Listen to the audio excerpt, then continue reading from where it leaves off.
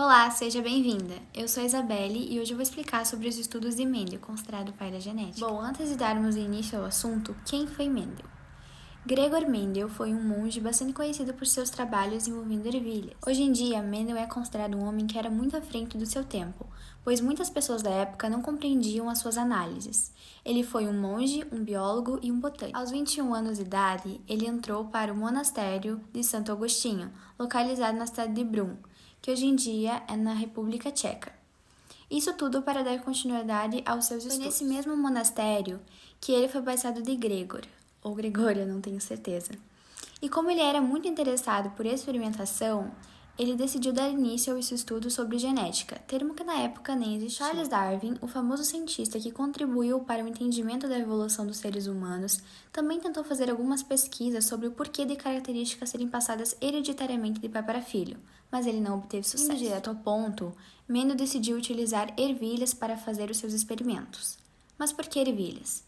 Bom, elas são plantas de pequeno porte e que têm um ciclo de vida muito curto e se reproduzem rápido, portanto facilitaria muito o processo. Em seus trabalhos, o pesquisador analisou 7 características das plantas: a cor e a textura das sementes, a cor e a forma das vagens, a cor dos tegumentos, a posição das flores e a altura das plantas. Mendel então realizou esses cruzamentos e analisou os descendentes de uma forma muito cuidadosa e com todos os critérios científicos. O monge passou 2 anos selecionando quais que iam ser as sementes que ele ia dar início aos seus estudos, e isso contribuiu muito para que os resultados fossem muito precisos. Além disso, ele acreditava que cada característica da planta deveria ser determinada por um fator. Deveriam ser determinadas por um fator. Mendel utilizou a parte masculina de uma amarela e a parte feminina de uma verde. Isso significa que ele retirou o pólen dessa planta masculina amarela e colocou da planta feminina verde. Porém, ele percebeu que dessa fecundação apenas ervilhas amarelas surgiram. Mas como que o verde sumiu?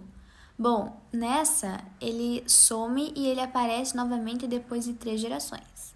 Mendel resolveu chamar a característica que mais apareceu nos indivíduos de dominante e a que menos se manifestou de recessiva.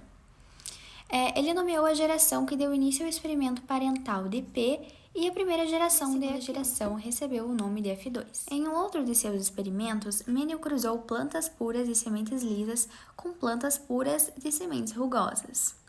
Ele esperava que os indivíduos que fossem uma mistura dessas características lisas e rugosas. O que ele observou foi a presença apenas de sementes lisas. E esses indivíduos foram chamados de híbridos por serem resultado de um cruzamento de plantas de características diferentes. Bom, baseando-se nesses resultados, Mendel tirou algumas conclusões e formulou essas hipóteses. 1. O fator é herdado da mãe e um fator é herdado do pai. Indivíduos ditos puros possuem 2 fatores iguais. Os híbridos possuem fatores diferentes entre si e produzem 2 tipos de gameta. 3. Quando 2 fatores são encontrados em um indivíduo, apenas um deles manifesta-se.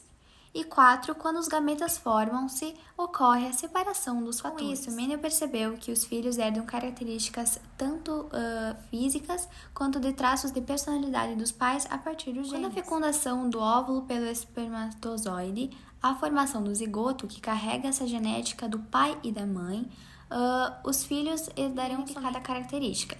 Com isso, apenas uma característica denominante pode ocorrer. Então, dia 6 de janeiro de 1884, Mendel falece muito desapontado, pois suas descobertas não tinham recebido o reconhecimento que mereciam. Foi então que, só um ano depois, em 1885, os estudos de Mendel foram apresentados à Sociedade de História Natural e eles revolucionaram a história da biologia. Hoje em dia, essas suas pesquisas são conhecidas no mundo todo e ajudaram muito para o entendimento da genética. Muito obrigada, essa foi a aula de hoje.